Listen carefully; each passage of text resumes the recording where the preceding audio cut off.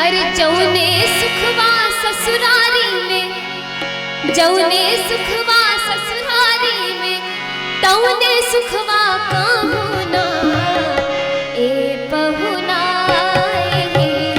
मिथिले में रहूना ए पहुना मिथिले में रहूना। जौने सुखवा ससुरारी में, जौने सुखवा ससुरारी में, तौने सुखवा कहूना ए पहुना मिथिले में रहूना ए पहुना मिथिले में रहूना।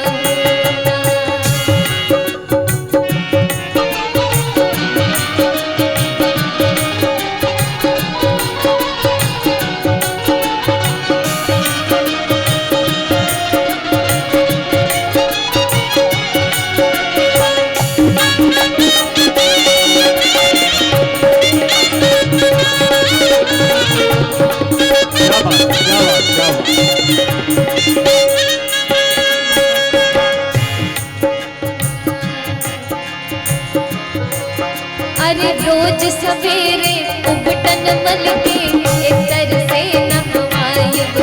अरे रोज सवेरे उबटन मल के इतर से नहवायब।